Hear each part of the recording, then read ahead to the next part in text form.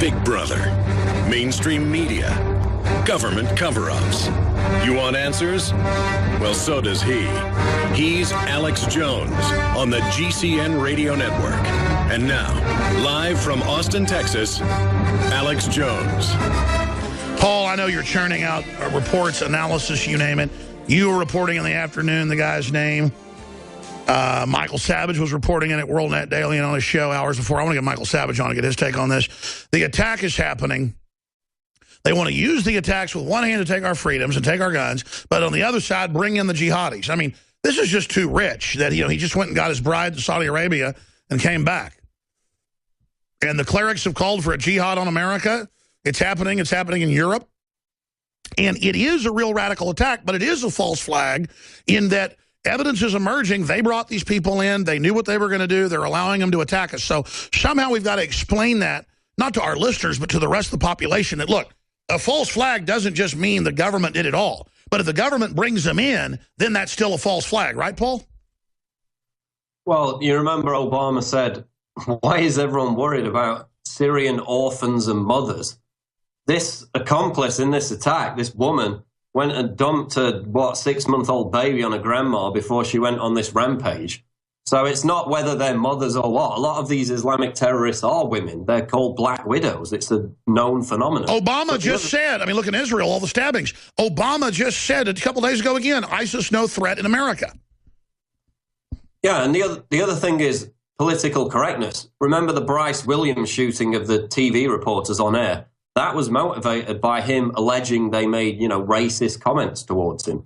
Now we have, in this case, the neighbors of this shooter, Farouk, who said they didn't report him to authorities because they were afraid they'd be called racist because it was racial profiling, even though they were seeing these package deliveries over and over again, these odd deliveries. Other neighbors reported 3 to 4 Middle Easterners recently moved into the area. CBS reported more neighbors who said they didn't say anything because they didn't want to racially profile these people. So again, the concerns of political correctness have been put above genuine, rational security concerns, and it's wound up with 14 people dead, just as it did with the Bryce Williams situation. Well, look, they're going to start being jihad attacks in the West every week, Paul, and I've been saying this for months. It's happening. I think they've jumped the shark. I think they've gone too far. Doubling down and saying there's no such thing as Islamic terror. They're not going to get away with this. Oh, obviously it can be defeated by waffling on about climate change in front of the UN. Your president is actually now saying that on a weekly basis. That's how ludicrous it's become. And then the other thing was Trump and these other Republicans, Ted Cruz, tweeted out, all our prayers are with the victims of the San Bernardino attack. And then the left and the media and the New York Daily News said, prayer for the victims is not going to fix this. Only complete gun control is going to fix this. So they actually basically crapped upon everyone who just said, this is really terrible, I'm praying for the victims, to push their gun control agenda. As soon as it came out, it wasn't a white Christian conservative, that all collapsed again. So, this has been really embarrassing for the left, and it proves they will exploit feverishly anything before the bodies are cold to push this radical gun control because agenda. They have this irrational hatred of freedom and irrational hatred of the republic and the irrational hatred of the family. They really are a sick cult of scum who want total global power and want to carbon tax us. Paul, continue the great work at Infowars.com and PrisonPlanet.com. We'll be back. We're now into the second hour until about 40 after or so. We've got a really amazing guest, extremely informative, and also in this day and age has a lot of courage to engage in the First Amendment. John Coleman, meteorologist, the original national weatherman on Good Morning America, the founder of the Weather Channel. We're going to be talking to him in a moment. But obviously everybody's focused on the dead, the 14 dead in San Bernardino. And just minutes ago during the break, I was watching CNN and their supposed coverage of a live press conference of the FBI and others, and they're getting up there saying, too early to say it's terrorism, don't say it's terror. Okay, the police now say they had a bomb factory at their house, basically suicide vest, tactical gear, GoPros to videotape the killing that jihadis do. They said for 4 years the Fort Hood shooter, Major Hassan, was not jihad. Of course, he talked to the head of al-Qaeda, said he was going to do it. It was a jihad, and they've now admitted that. the attack on the Marine Corps recruiting center and those killed. They said, oh, no, this isn't Islamic terror. Of course it was. They couldn't say that about Paris, though they tried. Or Charlie Hebdo or the rest of it. So this is happening. This guy had brought his bride into the country. NBC News is saying maybe he was triggered by the Christmas party and a Christmas tree. We even have a clip of that coming up after our guest leaves us. But this is sick, folks. This is getting sicker and sicker and sicker by the minute. That when we get attacked by these folks, there's such political correctness that even neighbors have admitted, well, we didn't want to report because they were Islamic, that we saw suspicious things going on. Well, they've now been killed in a hail of gunfire with the police, obviously, in a chase yesterday. And the answer by the controlled left is, we the people should turn our guns in so we can be safe from the jihadis that they're now reporting somehow got police-issued weapons. So, to get this straight for the mainstream media, I'm not saying the government did this and it's a false flag. I'm saying the Obama administration letting this guy come in with his radicalized wife, protecting people, Hollande opening the French borders, all of this, they are directly connected to allowing this to happen and are aiding and abetting it. We now have the Detroit police chief coming out today and saying armed citizens deter terrorist attacks in Detroit, police chief says. And the head of Interpol said, where they have gun control in Kenya, he said, we should arm the Kenyans. That's how we answer these terrorist attacks against jihadis. Now, shifting gears to John Coleman, founder of the Weather Channel on cable television. Coleman was also the original weathercaster on the ABC Network morning program, Good Morning America. For many years, he was a full professional member of the American Meteorological Society. He's a meteorologist, obviously, and was once honored as Broadcast Meteorologist of the Year. Coleman had a 61-year career in television, extending from the campaign from Champaign, Illinois, to Milwaukee, Chicago, New York City. And Coleman has become very active in his efforts to counter the global warming climate change frenzy. His studies of the climate data convinced him that there is no significant man-made global warming, and his beloved science and meteorology has been hijacked by a cadre of politicians and environmentalists and the scientists who they generously fund to provide scientific papers supporting their failed theory. And boy, has that really been proven true now with Hide the Decline, Climate Gate. It's about a global tax. And as Vladimir Putin said, it's about shutting down industrial nations and letting other nations operate. China can operate, India can operate, but we can't. JohnColemanBlog.com is his website. Sir, thank you so much for coming on with us and your tireless work. You know, now they call for arresting people in Europe who question man-made climate change. It's now climate change, not warming. And they're even talking about it in America, going after people for their speech. They're doing an investigation, as you know, I would imagine, in New York State. Imagine this, Alex. I take great risk. I have my Christmas tree up in my living room here in San Diego, just 100 miles from San Bernardino. That's a beautiful Christmas tree. And is it going to stimulate someone to attack me? I think not, because for the most part, we're peaceful. But you're right. We certainly have some strange and awful people among us. And those events such as happened in San Bernardino touch our hearts, believe me, and keep us alert because we know that any day something can happen. Absolutely. And it is a sick testament that you have to, make a comment about having an offensive, evil, beautiful Christmas tree. In fact, I want to say yours is quite nice. Not bad at all. My wife and I decorated that yesterday and enjoyed it a lot. But she made me turn off the San Bernardino coverage while we were decorating. And I think she was right about that. Enjoy Christmas as best you can. Now, while I'm enjoying Christmas, over in Paris, they are 185 nations. Can you imagine? 40,000 people gathered, all over bad science, a totally false premise. And it just drives me nutty. I want to show you the man who passed away about 5 days ago, Maurice Strong. Maurice is the man behind this. Have you ever heard of him, Alex? I have, but a lot of folks haven't. Tell us all about him. Well, Maurice was a sort of an oil baron in Canada, interestingly enough. But the other side of him was he was a one-world kind of guy. He joined the United Nations as an undersecretary, and he wanted us to have a one-world government. And when he saw how Al Gore was succeeding with climate change, then global warming in the United States, he snapped onto that. And he threw the first International Earth Day in Stockholm back in '72. And out of that was able to grow the United Nations Intergovernmental Panel on Climate Change.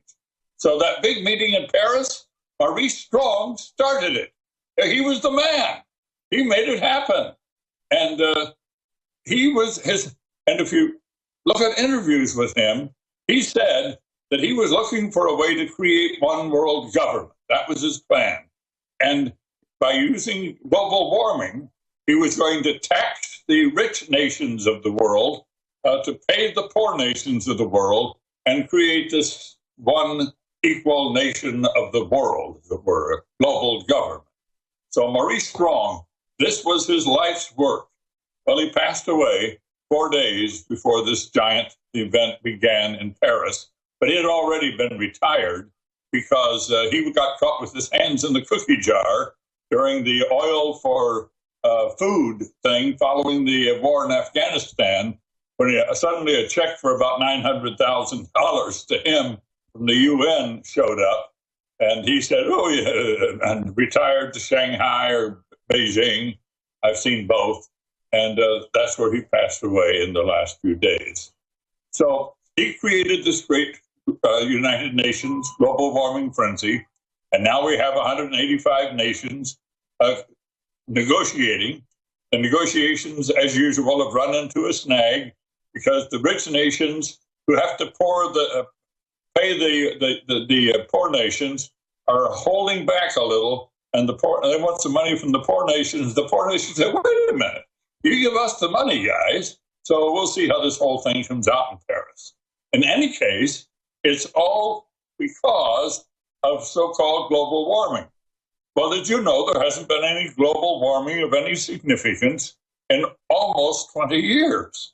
So there are young people now, 19 years old, married, having children, maybe in the military, college graduates, 19 years old, and during their lifetimes, the Earth has not really warmed. That is an amazing, amazing thing. There's little ups and downs in that chart. See them there? Of that warming. But that warming is that those ups and downs are a tenth of a degree. That's not degrees, that's even hundredths of a degree. So now we have such political silliness that if the temperature peaks up just a little bit by, let's say, 2/100ths of a degree, suddenly they start screaming that it's the warmest it ever was. Well, that's sheer and total nonsense. First of all, think about it. When I was a kid, I'm 81 years old. When I was a kid, a thermometer was a little stick of wood with a little tube of mercury attached to it. And the best you could possibly read the temperature was within 1 or 2 degrees. I mean, its accuracy was pretty questionable. And now they're telling us we have records because of hundredths of a degree. You've got to be kidding. If you look at the pattern over, let's say, the last 1,000 years, temperatures have gone up and down. We had the medieval warm period. We had the little ice age. And you see that little squiggle on the extreme right-hand side of your screen, the last little red squiggle on this chart? That's the warming of the 20th century into the 21st century. It is nothing. It is insignificant. And it is far less than the medieval warm period. And they're telling us it's the warmest Earth has ever been. You know why that is? They've manipulated the data. It's an amazing thing. And we even caught them with the Copenhagen documents. We even caught them with the hide the decline emails, but they are so committed to this that they just continue to move forward. Well, they do whatever they can. It's a screaming outrage. This is our federal government, NOAA, the National Weather Service, at its National Data Climate Center down in Charleston, South Carolina. These people have manipulated the temperatures 4 times. And in the process, they have made the past cooler so the present is comparatively warmer. Only by a degree or 2, but enough for them to scream and holler about global warming. Now, the whole thing, Alex, is blamed on what? What's the bedrock? Do you know? CO2. You got it, my friend. I know you're a very well-informed man, by the way. Oh, no. By the way, my wife and I visited both Austin and San Antonio last year. Wonderful, beautiful cities. It's certainly a great place to live. But if you look at the long-term temperatures and CO2 of planet Earth as determined by the ice cores dug near in Antarctica, near the South Pole, you find that the CO2 has been up and down, and it tends to follow temperatures, not vice versa. In other words, CO2 doesn't drive the temperatures up.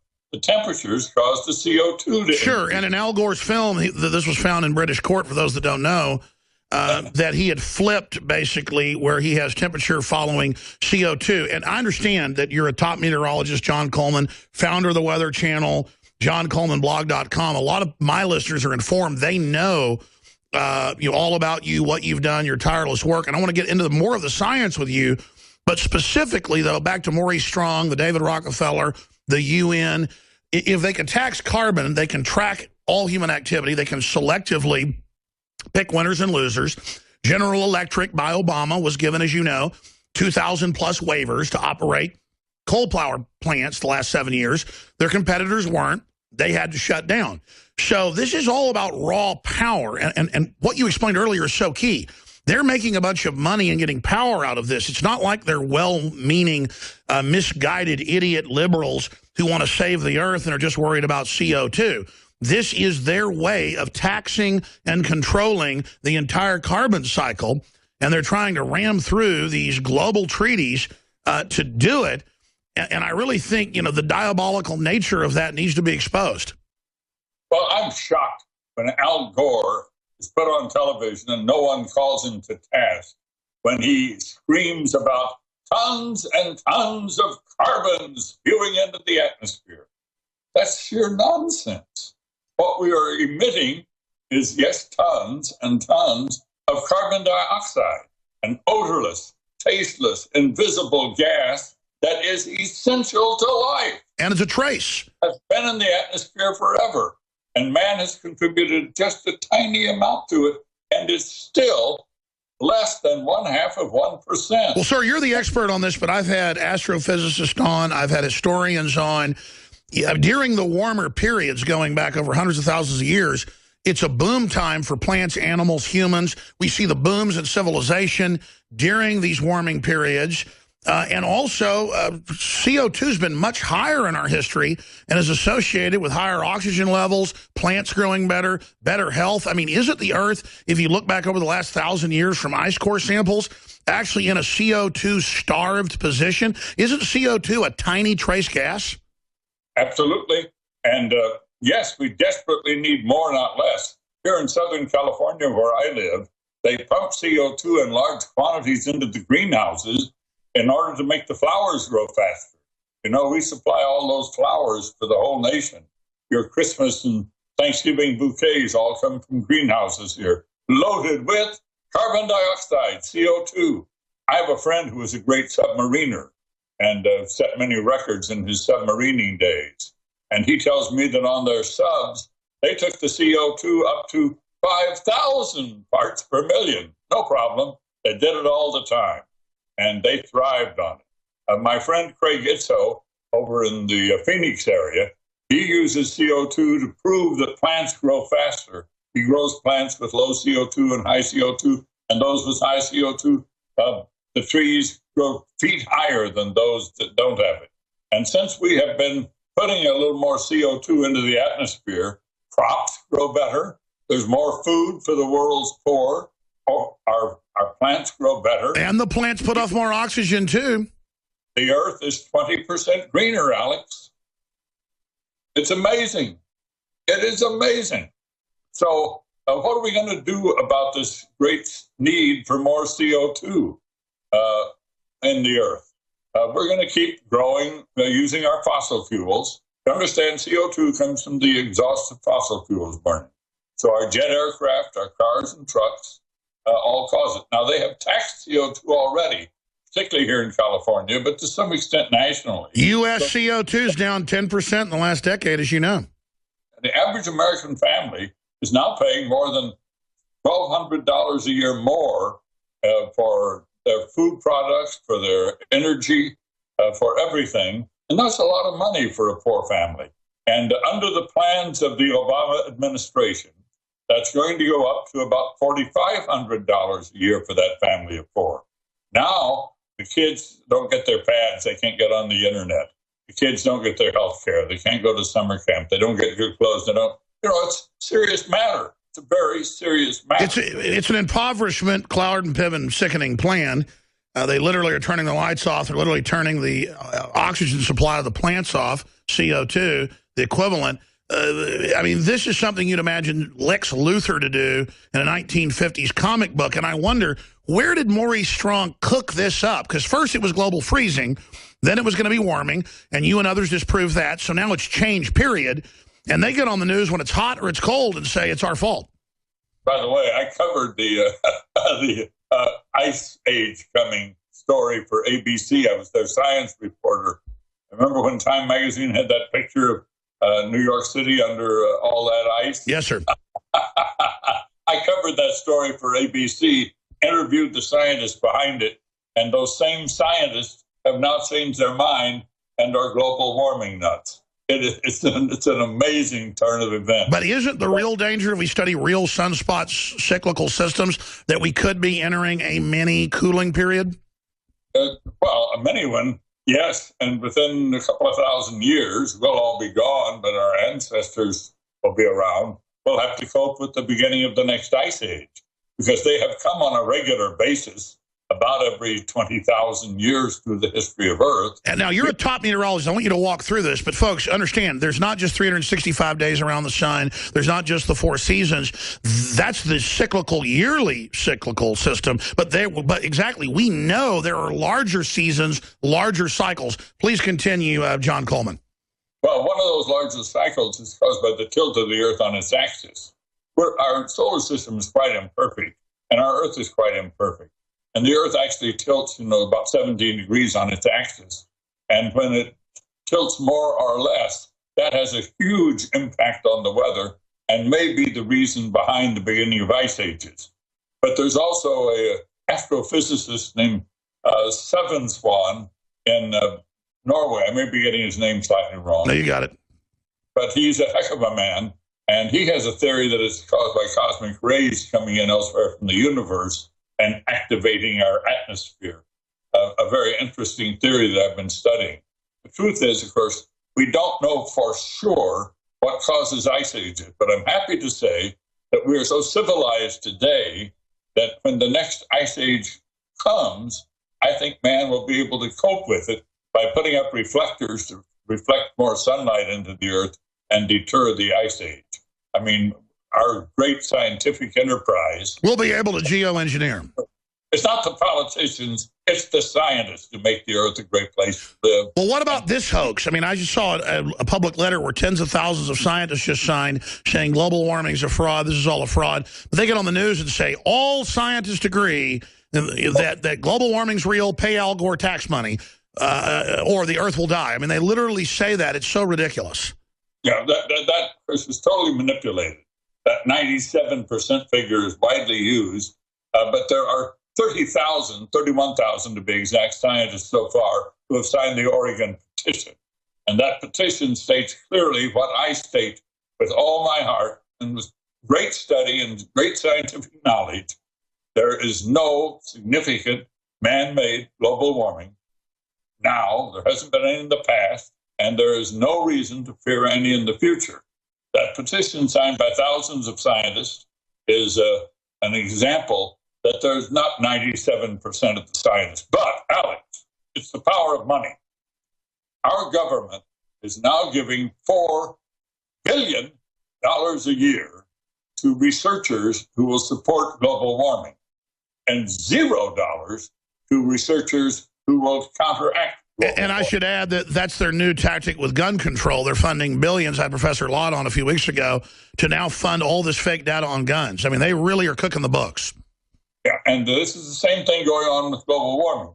Well, let's think about this. That $4 billion, so far they've had about 10,000 research projects that they have funded. Every time a scientist does a research project, he has a publicist who puts out a press release when he starts, claiming, that so-and-so, the bees are all dying because of global warming or whatever. And then he puts out a couple of press releases while he's working it. And when he's done, he puts out more. Well, the media gobbles up those press releases. So day in, day out, night in, night out. We're deluged with propaganda. Stay there, John Coleman. I'm going to come back and talk about how we fight this and how you woke up to all this. I mean, you've been fighting this for decades. You've been vindicated as well. Stay with us. I'm Alex Jones. I remember growing up watching John Coleman on Good Morning America. I remember when he started the Weather Channel, and it was one of the top-rated things for so long. Then I got to say, it's declined quite a bit since he left, just from what I've seen in the news. And then you tune into it, and it's all this propaganda about the global warming's going to get you. And, oh, my gosh, we have a dust storm. It's global warming, turning it all into the same scam. It's so sad. And the same mainstream media is telling us this isn't an Islamic radical attack in California, and they're trying to blame conservatives. I mean, these are just really sick people. And the mainstream media is committing suicide. It really is committing suicide. It's like we had Donald Trump on yesterday, and there are over 2,000 articles. If you go to Google News, click News, type in Alex Jones, Donald Trump, and it's just all this made-up stuff, stuff I never said. Donald Trump goes on a show that denies the moon landings. I say the moon landings were real. I talk about the 28 pages, Saudi Arabia, congressional hearings that our government knew, and they go, look, he's a truther, all this other stuff. Well, yeah, I mean, I want the truth about our government covering up Islamic terror to come out, but they misrepresent it. They claim all sorts of other weird stuff. This is how they deceive. Donald Trump called for $5 million if he was to go to CNN debate to be given to Wounded Warrior program. The headline said Donald Trump wants to be paid $5 million, said nothing about him wanting to give the money away. That's how they misrepresent.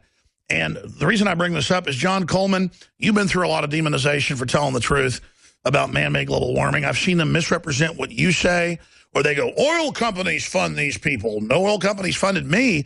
I mean, it really is frustrating to see how disingenuous they are. But isn't that the reason that mainstream media is in such decline, is that people know that they engage in so many dirty tricks? And then now they only seem to be doubling down and getting more deceptive about the things they say and do. Instead of watching the mainstream media yesterday, Alex, I watched your program with Donald Trump and Lord Monckton. It was a program. I had no need to turn on my television set, did I? Wow, I'm flattered, sir. I didn't know you were a viewer. Thank you. That's why the mainstream media is in decline, because now scientists, technology has made it possible for you to reach thousands, millions of people via the internet and go right around television. And that's why it's in this huge decline. They have a big problem, and it's the technology, it's the work of scientists that makes it possible. And it's the work of scientists that is going to solve this so-called global warming problem. It's going to end our age of fossil fuels. Now, fossil fuels have fueled this country for about close to 200 years now. However, in this great 21st century, it will not be long before you begin to hear about graphene, and graphene will solve the problem. In 30 years, I'll be dead, but you'll be an old man. But in 30 years, we won't need fossil fuels anymore. We'll be turning them off because science has brought in the new wave of technology. And these are great things that happen. Now, you asked before the break about how I got into this whole global warming thing. Yes, I'm excited about science and what it can do, but then I had covered that Ice Age thing. So I heard about Al Gore being elected to the U.S. Senate after he wrote a book about climate change. And I said to the man who works for me, a man named Joe DeLeo, who's a certified consulting meteorologist of great reputation, and he worked with me as my scientist helper when I was doing Good Morning America, and then went with me to the Weather Channel. I said to Joe, what's this all about? I'm very skeptical because I saw this whole Ice Age thing. And he said, let's research it. And we began to research. And the more and more we researched in the early ages of computers, before the internet was easy, we finally came to the real facts, that how it all happened and what started Al Gore. And I'm speaking to you today from San Diego, and just a few miles from me is where the modern problem began, at the Scripps Oceanographic Institution. And there, a man named Roger Revelle and a man named Hans Suess had come up with a study that said, yes, global warming was being caused by carbon dioxide. It was a small study, it wasn't a big deal, but it started something back in the smoggy 50s. But we've cleaned up the atmosphere hugely since then with great technology and science. But never mind, that started something. And Roger Revelle then went to Harvard. He left the Scripps Oceanographic Institute in anger, went to Harvard and started the Center for Population Studies. But he talked about this problem with carbon dioxide in his class. And in the front row of his very first class, who was the freshman student? Al Gore. And Al Gore gobbled onto this and made it the meaning of his life. Now, a few years later, Revelle realized that the global warming wasn't happening and tried to take it back. But Al Gore was already in the Senate and beginning to spend tens of millions of dollars on science to support this awful theory. To make himself the savior of the world. I mean, if you're writing a script, I could see why they did it. You write a screenplay where you're the hero. And so here we were. And so I learned how wrong this was and how honorable it was as what a great scientist that made Revelle, that he could come back and say my theory was wrong. That's the sign of a great scientist, when he can realize his theory is wrong and state so. Because now we're entrapped by all these scientists who are receiving these tens of millions of dollars a year for their institutions to study global warming. All these scientists receiving that money, and if they do what Revelle did and said, wait a minute, it's not really happening, if they were to do that, their money would be cut off. Sure. They couldn't pay their mortgages, they couldn't send their kids to college, their wives would leave them, so they just stick with it. So they're bought and paid for. They become political prostitutes. John Coleman, founder of the Weather Channel, won the National Meteorologist of the Year award during his career. JohnColemanBlog.com. I'm such a big fan of what you've done over the years. We've got about 4 or 5 minutes left. I want to invite you back up for a full hour very, very soon, sir, when there's not all this horrible shooting news and jihadi wave attack news and the rest of it. But this really is front and center with this global government, open treaty, openly admitting world government. They've really emerged. I want to ask you, as a smart businessman, as a guy that started one of the most successful cable networks out there, one of the first to do it, just as a savvy person looking at the gestalt, all the different pieces, because I really respect your view and want to know it. Well, in your gut, is this thing have so much inertia that it'll still roll over us even though it's a proven fraud? Or is the tide turning against it? In your gut, if we all work hard and you work hard and we expose what's happening and we tell the truth, where does this end up going? Because, I mean, we know it's criminal. We know it's dastardly. We know it's a fraud. We know it's anti-science. We know it's going to be used to restrict other sciences that they call disruptive. We know they're blocking real clean energy and only funding themselves with sickening boondoggles to their friends. They want, at the UN, in Maurice Strong's own words, a new dark age to control the population. That's really the end game of this, like the communists used to keep people poor. So how do we have the new Renaissance defeat these people? And do you think we can defeat them in your gut? If this was a football game and you're looking into the future, we're in the second quarter, in your gut, where do you think we're going to be in the fourth quarter? I think it will fade away. I don't think we'll win. I don't think they'll win. I think the battle will continue. I was encouraged to hear Lord Monckton say we have turned the tide yesterday, but I wish I could agree with him, but I can't. But Alex, it's not going to be the public debate. It's not going to be politics that settles the fight. It's going to be science. And that's what I was telling you, that science is going to produce a new way to power our civilization that is so sensational that we will turn off our use of CO2, and when we turn off our our fossil fuel, the whole thing's over. It's over. We're not producing any more CO2. They don't have a basis to complain. Their whole gripe fest dies. I can hardly wait. But I don't think I'll live that long, but I think it's about 30 years away when we have a totally new power regime for our civilization based on graphene that will just wipe out the whole argument and end the debate. So you believe we'll transcend by technology and development, as the last Renaissance did, those that are attempting to stagnate society into these new classist systems that the liberals are pushing.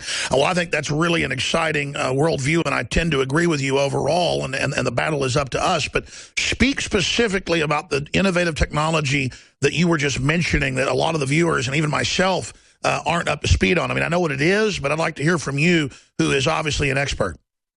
You can, by the way, go to YouTube and you'll find my report on graphene. That's Graphene. Graphene, invented by two French scientists, won the Nobel Science Prize in 2009, and more than 30 patents have been issued for graphene products at this point. And it is the most powerful, the hardest, best conductor, most amazing substance ever created by man.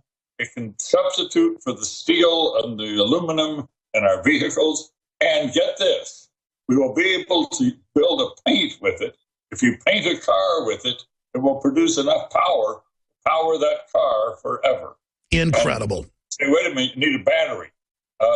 Graphene batteries, there's a patent been issued for graphene batteries. Now, we still can't produce graphene inexpensively in quantity. There's several companies working to do that. When they do, the world really changes.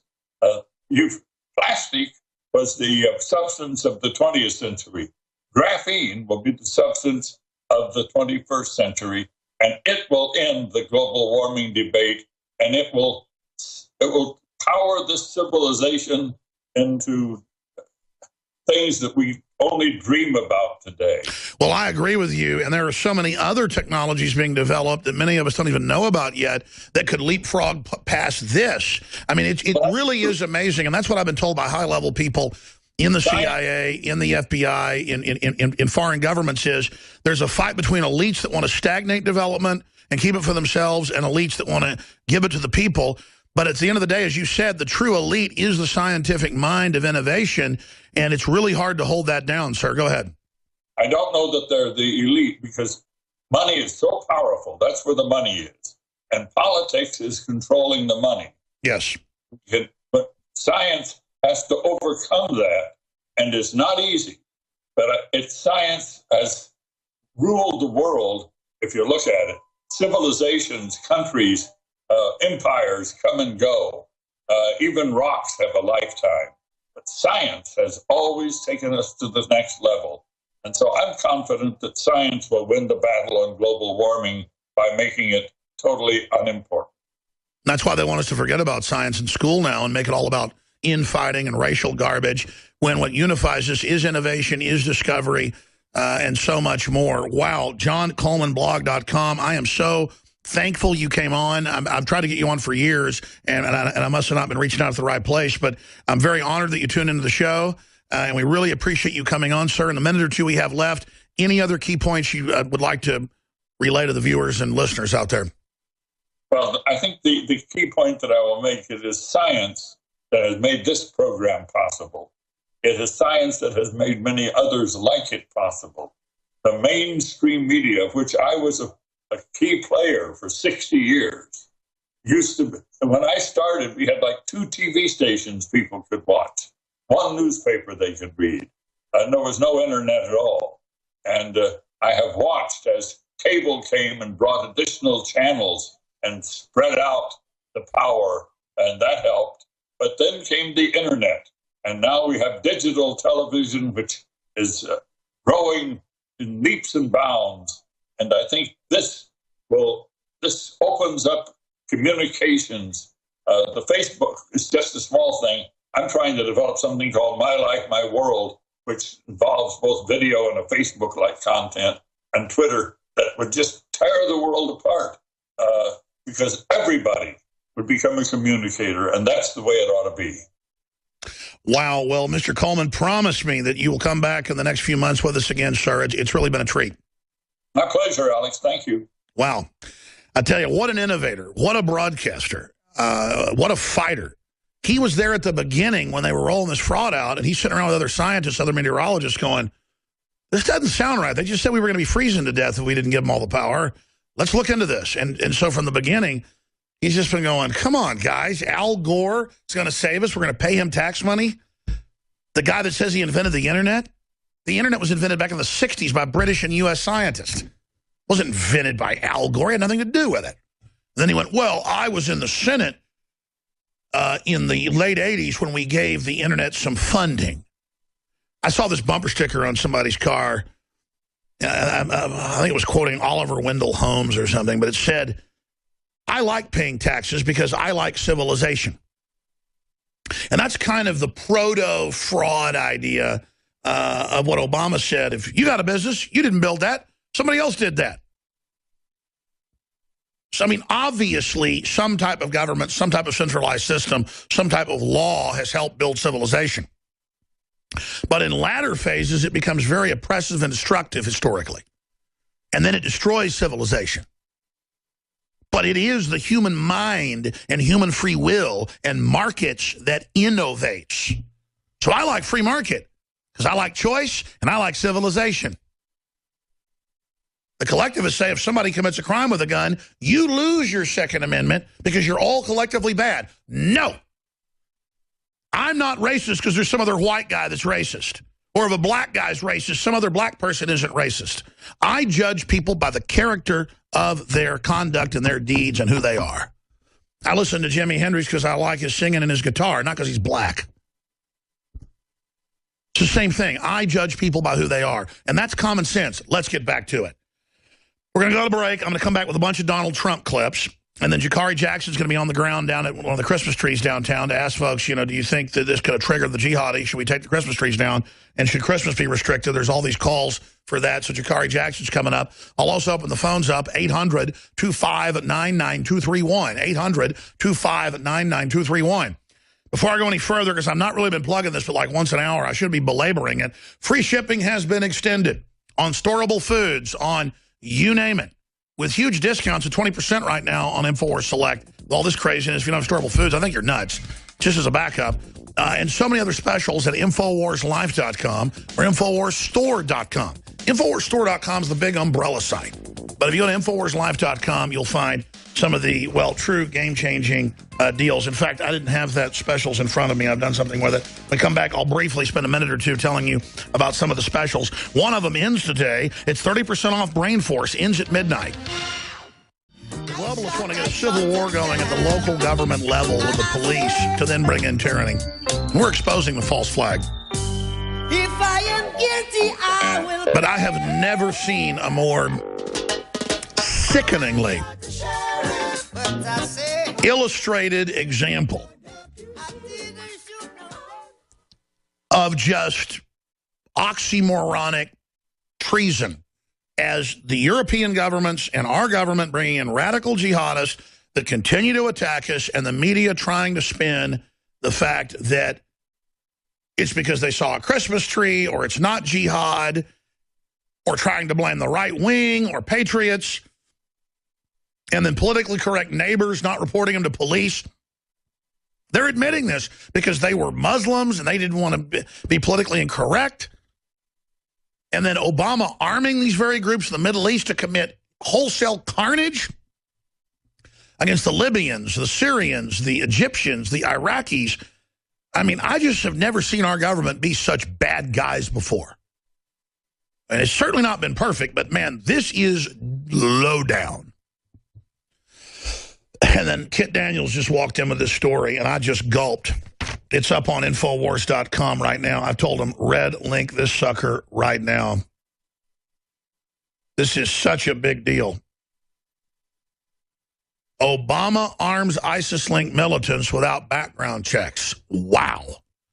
Just like that plane last week from Mexico with 140 people, and then their passports weren't even looked at. It's like the migrants are being brought in. They're just being dispersed. Is this like sleeper cells or something? Is this worse than I thought? I mean, something's going on here. I've told everybody that I've been dreading December. Everybody else I've talked to just feels it's building up to this month. Now we're here. And you got stuff with Russia going on and economic craziness. Look at this article. This needs to be our top story, red linked on Infowars.com. Obama arms ISIS-linked militants without background checks. Gun control advocates want to enact universal background checks for guns, that's registration, in response to San Bernardino shootings. Even though President Obama wasn't performing stringent background checks on ISIS-linked moderate rebels he was arming in Syria. And now he's letting them come in without background checks. We need to add that, Kit. The demand for more gun control is also strange, considering that the shooting occurred in California, a state that already has some of the strongest gun laws in the nation. In California, we have tough gun laws. I don't know how these weapons involved in the shooting got where they were. We'll find out, said Barbara Boxer, said on the Senate floor. And the people, well, we have these gun laws, but look at this. We have 56% reduction in gun violence since 93 in my great state because we have taken action. No, Boxer, gun ownership went up. So criminals are scared, and now all we've got is your weird cross-dressing crazies and your jihadis attacking us. I mean, literally. I mean, always do it in gun-free zones like, this government building. Or at Fort Hood, you said that wasn't terror. People know you're a pack of liars. Paris Climate Summit, hackers leak login details of more than 1,000 officials. We're going to get to all this coming up. It's a big broadcast in the third hour today. Jakari Jackson's going to be at the Capitol, not just looking at the Christmas tree and asking, should it be removed, as some groups are calling for in the state of Texas, but also the state of Texas, the governor, is suing to block the refugees. Obama doesn't care. He just brought them into my alma mater, Anderson High, 300 of them, just at the school where I graduated from 25 years ago. So there you go, ladies and gentlemen. Isn't that just precious? So Jakari Jackson from the Capitol in 30 minutes. But first, your calls, some of the Donald Trump clips from yesterday, and more. The third hour of the Info War rolls on. We are back. Your phone calls are coming up in the next segment. Look at this story. Paris Climate Summit. Hackers leak login details of more than 1,000 officials. Well, it was 5 years ago at the Copenhagen event, pushing world government again, that we got the Danish text, the documents, and it was all how the third world was to be shut down with crippling taxes that were almost double what the West would pay. So it was all sold as